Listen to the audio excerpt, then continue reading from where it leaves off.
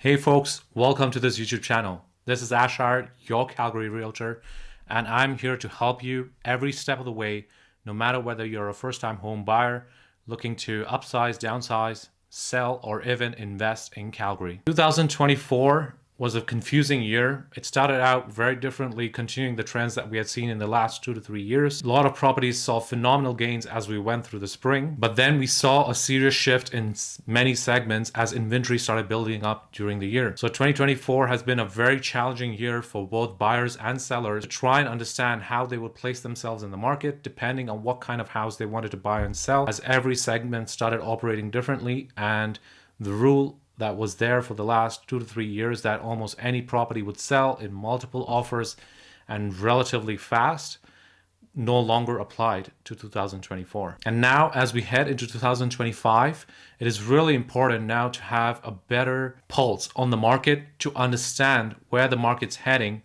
depending on both the political factors provincially and federally, but also to understand where buyer and seller sentiment is currently with interprovincial migration and even international migration seeing big changes. So make sure you stick around till the end of the video, as you do not want to miss any important information that might help you make a better decision on when exactly to list or purchase your property, and also in which areas you might have a better advantage going forward. Now, let's get right to it. Taking a look at the summary by the Calgary Real Estate Board, we get a very clear idea overall how 2024 has performed and what we can expect in 2025 going forward. But remember, this is just an overall summary, so we will go in depth with each property type right after this. So as far as the sales go, you can see we saw a 3% decline over last year, but nearly 20% higher than longer term trends.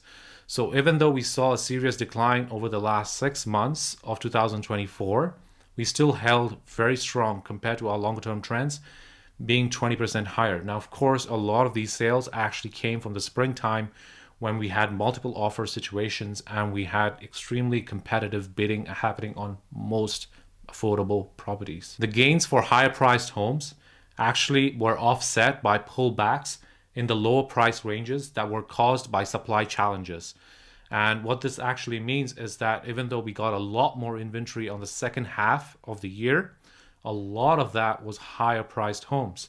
And at the same time, essentially, we saw a pullback on lower price ranges, which caused lower sales to happen in that segment. In 2024, sales would have likely actually been higher if there was more supply choice in those lower price ranges. While conditions vary depending on the price range and property type, more housing options have helped to take some pressure off home prices. So because even though we do not have that low priced inventory, but there is still a lot of options on the market now as compared to the start of the year. So that has helped ease some pressures. But as we will see, it is still nowhere near enough to come close to eradicating the gains that we saw last year. So overall, 2024 was still a very successful year for the real estate market in Calgary, especially when you compare with what's been happening around Canada. And so thanks to this high inventory, it released some pressure off the home prices, and therefore it stabilized in the second half of the year, which was followed by steep gains that we saw in spring. And so this helped balance it out. Overall, on an annual basis, total residential benchmark prices have still improved by 7%, which is still a good market. We just saw exceptional gains the 2 years prior, and so it wouldn't be fair to compare this to that. This is what you would expect out of a normal market going forward. However, how they impact prices ultimately will depend on the type of supply being added and how demand holds up in the face of a changing economic climate. So right now, the hot topic in Canada is how the economy is going to perform going forward, especially with the switch up in the political situation and everything also happening south of the border with the US elections. And I will make another video that goes in depth with all these different factors in play and what we can expect going forward, not just for the real estate market, but Alberta's economy, and is it actually still a viable place to move to or continue living in, or should you be selling your house and moving somewhere else with better opportunities? So stay tuned for that video. On January 21st, CREB will release its forecast video highlighting the expectations and risks of the market going forward. So this is from the Calgary Real Estate Board. When this comes out on January 22nd, 21st, I will definitely also make a video about that, highlighting that report and going in depth specifically about the Calgary real estate market and what fears and we can expect going forward into 2025 as from the perspective of the Calgary Real Estate Board. Now let's take a look at the benchmark prices, total residential and also individual property types, and how they've performed year over year. So now our total residential benchmark price, which averages all four property types, has hit $583,300. That is a drop of $4,600 month over month. But if you look year over year as compared to last year, we are still up 3.2%. As far as detached prices go, we are $747,500, which is a drop of $2,600 as compared to last month. And that is still a 7.2% increase year over year. Now, as far as semi-detached prices go, it's $677,600, and that is an increase of $2,500 month over month. It is the only property type which has seen an increase month over month in the benchmark price, and year over year, it's also leading at 8.4%. As far as townhouses go, it's $447,400, and that's a drop of $6,900 month over month. As far as year over year goes, we are sitting at 5.9% gain. So still doing very well. And apartment prices doing extremely well compared to a lot of the others. $332,400. That's a drop of $5,400 month over month, and a 6.8% gain year over year. Now remember, these are benchmark prices.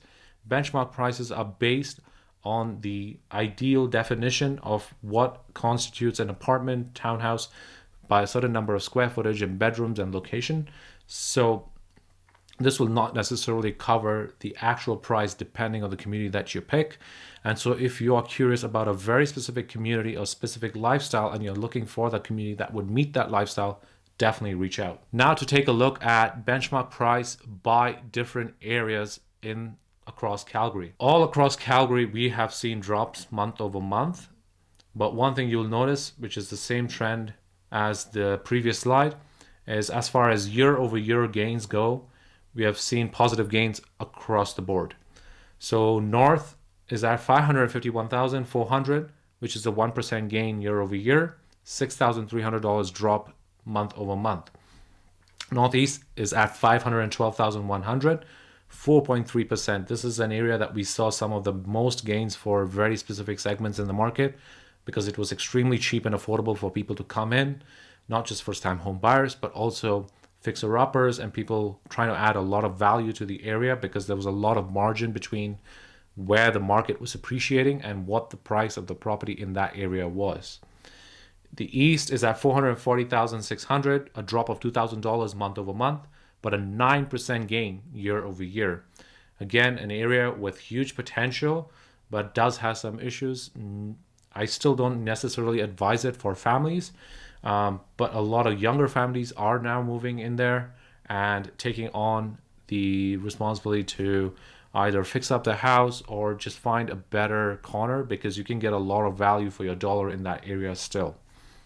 Southeast, my favorite, $575,200, and that is a drop of $2,200 month over month, a 3.9% gain year over year.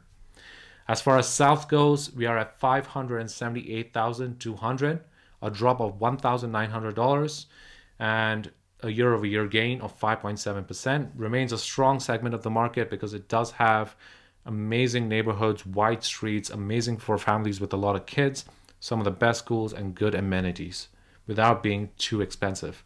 The West, being a more premium upscale neighborhood, $711,300, a drop of $3,900 month over month, and a yearly increase of 7.1%. The demand for West still remains extremely high. And finally, Northwest at $622,300, and we saw a $13,200 drop month over month, but a yearly gain of 1.4%. Now to take a look at the four pillars, the four factors that really contribute to the demand and supply and dictate what is the state of the market going forward and what can happen in the next month. So as far as sales go, you can see year over year, we've seen a drop of sales by 2.9%. And as you can see in that graph, it's on a downward trend. So we are at 1,322 sales for the month. As far as new listings go, year over year, we've actually seen a drop 0.7%. So that's where the narrative is starting to change. We saw a huge surge of inventory all the way from June to December. And all that inventory built up on the market, of course, more on the more expensive side than on the affordable side of the market. And now, even though this inventory has stopped building up as much, the sales has continued. So even though sales numbers are not exceptional compared to the last 2 years, but it is enough to start eating up that inventory very fast. And we will see that in the next few graphs. So as far as inventory goes, you can see year over year, we are still 37% higher. And this is no surprise because last 2 years, the inventory was just abysmal. Like it almost didn't exist. The properties which were actually coming on the market weren't that great. And there were very few actual good properties, which then ended up seeing bidding wars and multiple offer situations. So even though here you see a 37%, we will soon see that it is not an exceptionally high amount of inventory. We could still use more, but we are sitting at 2,989 homes. So that leaves us at 2.26 months of supply. And that's a 41% increase. Again, we were at terrible months of supply levels last year. Below 1 for several months, which is almost not normal. So we are supposed to be at least at 2 and more if we want to remain in the buyer's market, if we want to remain in the seller's market. And then as we go above 3.5 to 4, maybe more than 4, then you're talking about being in a buyer's market. Now let's take a look at the summaries specific to the property type, and this will be very helpful for you depending on the type of property that you are actually looking for. So as far as detached properties go, easing lending rates have likely supported some recent year-over-year gains in detached home sales over the past 3 months. So they are saying that we have not seen significant changes in the real estate market while interest rates were dropping. And while that is true as a blanket statement, there were certain segments of the market that did relatively see an improvement compared to the months prior, because detached homes were not selling as fast, especially on the more expensive side. But now as affordability increases, the threshold goes up, people are able to now bid more and buy higher priced properties, which is also the inventory that we are seeing come on the market. So the city center, northeast, and North District all reported relatively balanced conditions over the last quarter of the year, while all other districts continue to struggle with seller market conditions. So inventory is building up, but primarily only in city center, northeast, and North District. And that's why they're heading towards the more balanced conditions. Now note that this still doesn't say buyer's market. So depending on how good the property is, you're still going to have a couple buyers.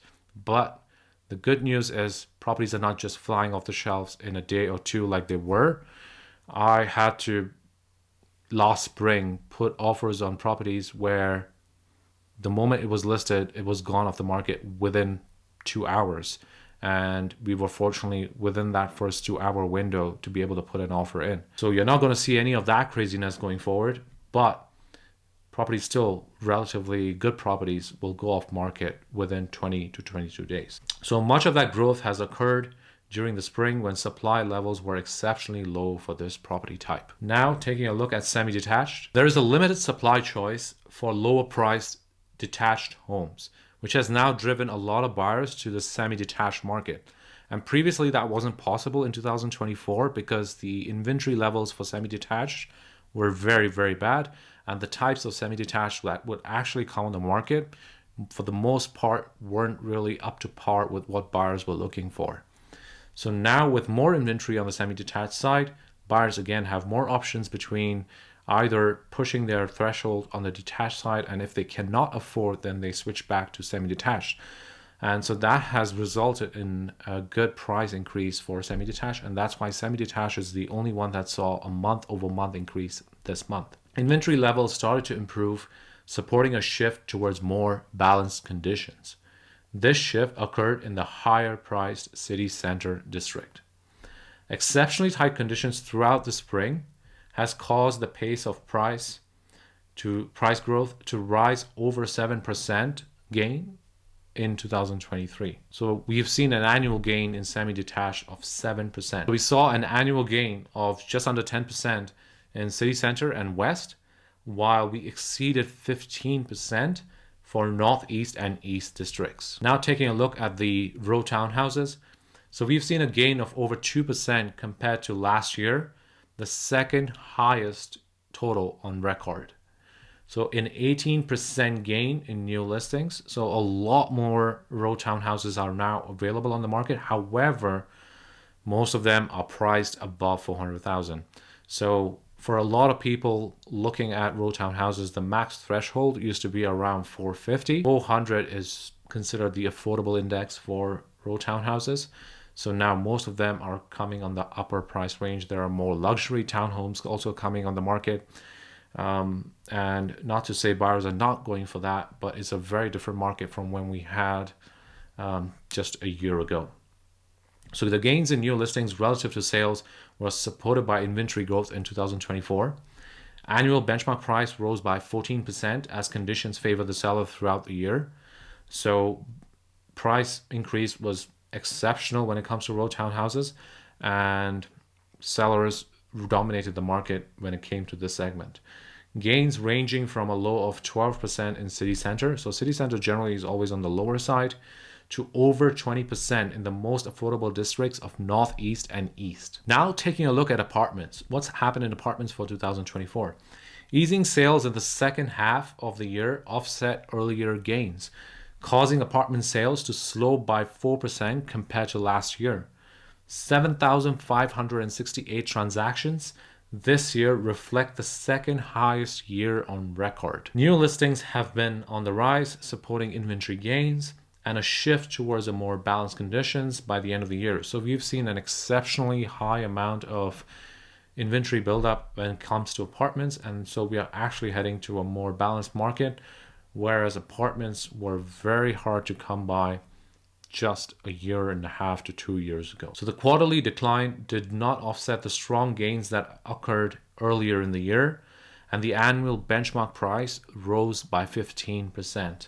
Price growth ranged from a low of 11% in city center to over 20% in northeast, east, and south districts. So depending on where your apartment is, if you own an apartment right now, you will see different level of gains.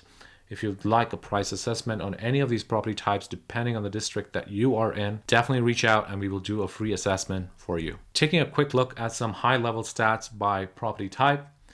As you can see, the sales year over year for detached increased by 3%. Semi-detached has increased by 7%, but we've seen a decline in row and apartments by 10%. And as far as new listings go year over year, townhouses actually saw the most gains. That is 20% gains in new listings, resulting in the highest growth of inventory of 65% for row townhouses. And as far as the sales to new listings ratio, that is how quickly houses are being absorbed off the market, detached and semi-detached are leading the charts at 113% and 123%. Row townhouses at 94% and apartments at 101%. So apartments are still matching up right now to the amount of new listings coming on the market and the amount of sales happening. So as you can tell, even though sales hasn't dramatically increased over the last 1 month, being winter, the inventory has started declining because new listings are not as high as they were just a couple months ago. And so therefore the months of supply for detached is at 2, semi-detached at 2.01, row townhouses at 2.09, and apartment at 2.9. So apartments right now still exceptionally high amounts of inventory despite not many new listings coming on this month. because they are almost close to 3 months of inventory. And that starts leading you more towards balanced conditions.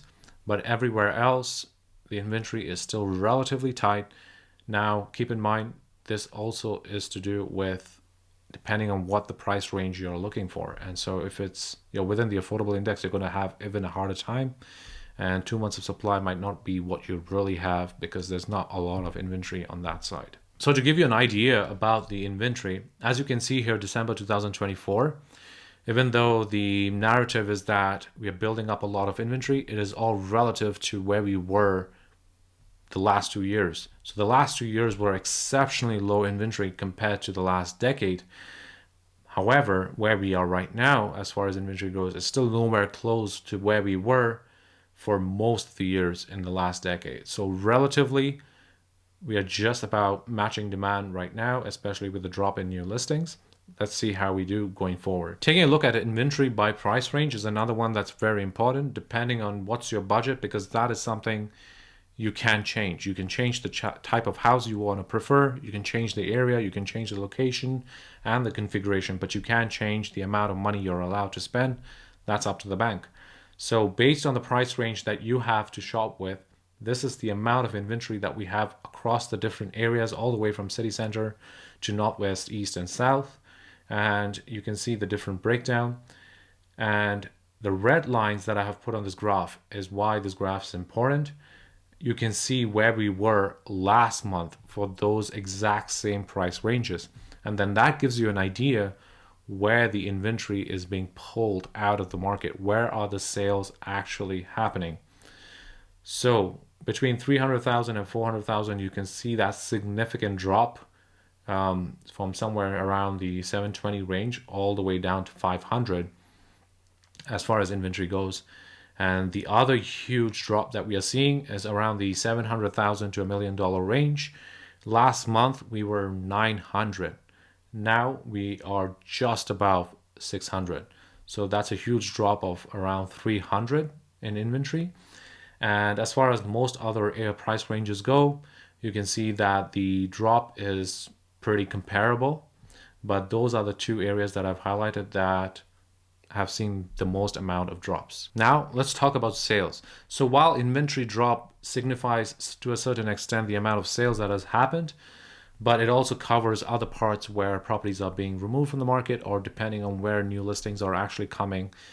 And sales will give you a better idea of specifically where the actual sales are happening. So again, it matches pretty closely with what we saw in the previous graph. 400,000 to 500,000, significant drop all the way down from, I would say, around the 240 range to sub 200, around 175.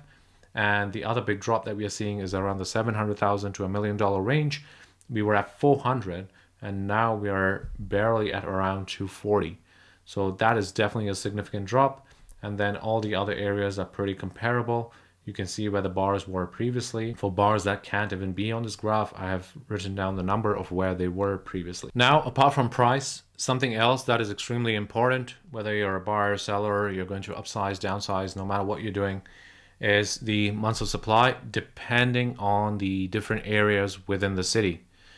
So, for example, if you are looking at detached property according to this graph, and you can see the largest drop in months of supply was actually in city center, which I didn't foresee, but obviously this graph helps you see that. And what that tells you is that either lesser inventory is coming on the market for that particular segment, that particular area, or more people are buying homes within that area for that property type. And so depending on what you're looking for, this graph gives you a clear idea of how much competition you can expect depending on what you're looking to buy. So as far as apartments go, we saw a significant drop in the north and northeast. So a lot less inventory now compared to where we were just last month. As far as semi-detached goes, mostly comparable to where we were last month. We actually saw an increase in city center, and we also saw an increase in north. Where we saw a drop is actually northwest a little bit and a lot in the east.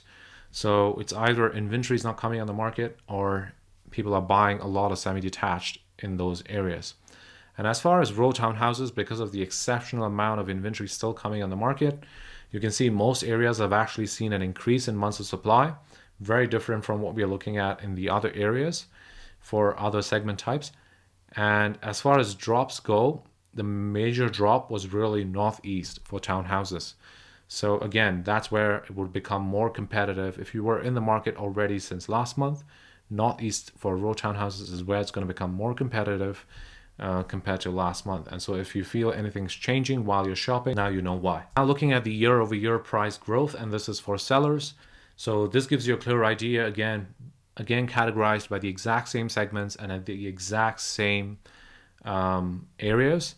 So you can clearly tell roughly what your price gain is if you held your property over the last year, which is 2024, and what you can expect if you would sell anytime soon.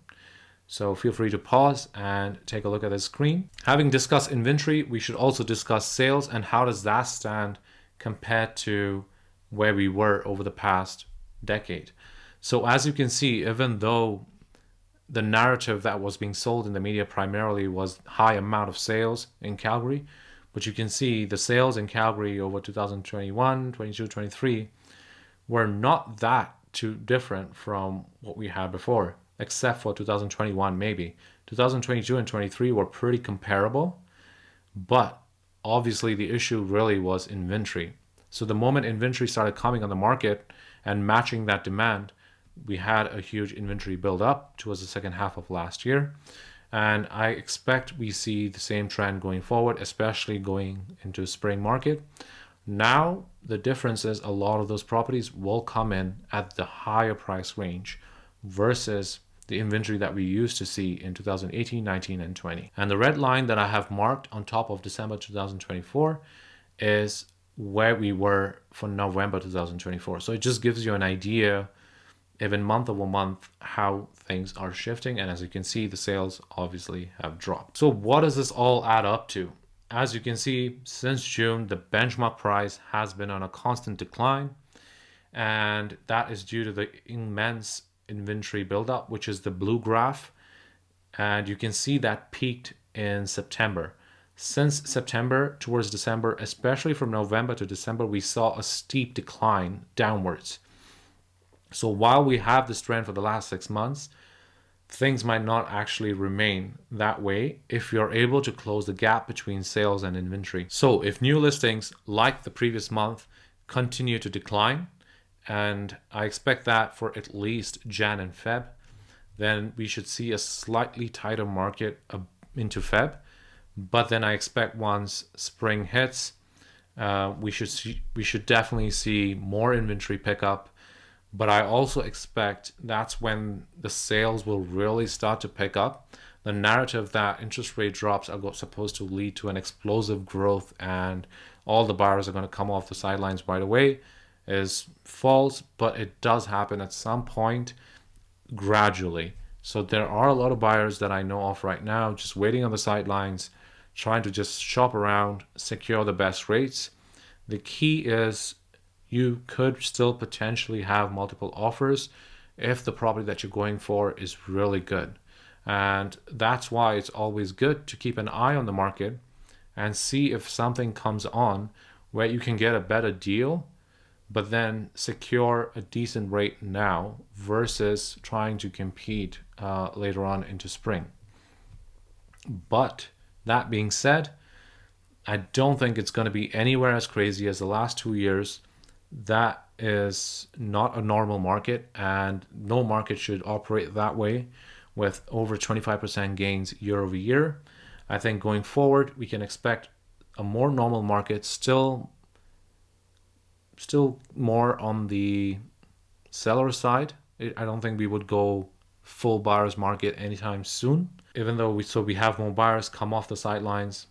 And given the political situation, which I have a lot of opinions on, make sure to watch my other video if you're interested in that kind of thing to predict not just the economic growth of Alberta, but also the growth of the country as a whole. And finally, I would like to close off on this is because this is going to be the largest factor that is going to come into play, both for the GDP of the country, but also how property is going to perform going forward. So the impact of immigration on Canada's population growth is definitely going to have a hit. The number of PRs will more or less remain the same. They are supposed to drop the approval rate for permanent residents, but the real hit is on temporary workers and student study permits. That will see a huge drop in 2025 and 26. And I expect, considering if we get into a conservative government, I expect those policy changes to actually persist going forward, because 2 years is not going to be enough for the Canadian economy and the government and the Alberta housing market or the Canadian housing market to recover in time. So it's going to take longer than that, and we need to just balance things out for a while. So that's one of the largest factors that's definitely going to affect Alberta, because Alberta did see a shift away from interprovincial migration, even though that was the narrative for a long time. But we saw a shift away from interprovincial migration and a high amount of international migration. So people were landing in Calgary directly.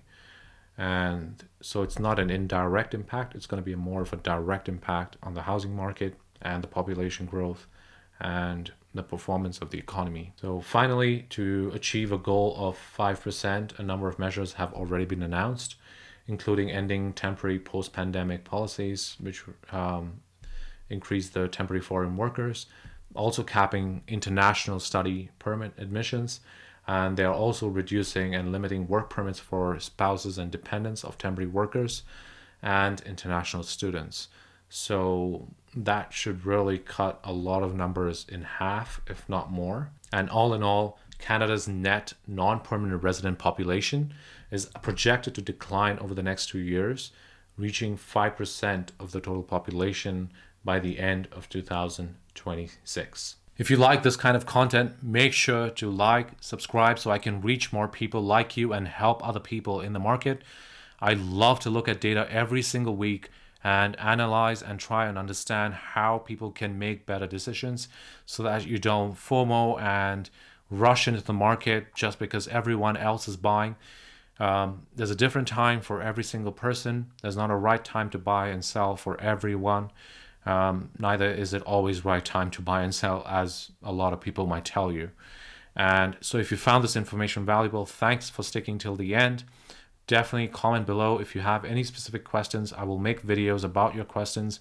If you're planning to make a move in the next 1 year, whether that's buying, selling, or investing, definitely reach out. Let's set you up with a game plan, and we can discuss all the different factors that are in play depending on where you are located currently within Canada or Alberta, and depending on your financial situation, so that we can slowly start getting you geared up, whether that's for your loan approval or credit rating or anything else. I have helped people on many different fronts and not just searching for properties. And until next time.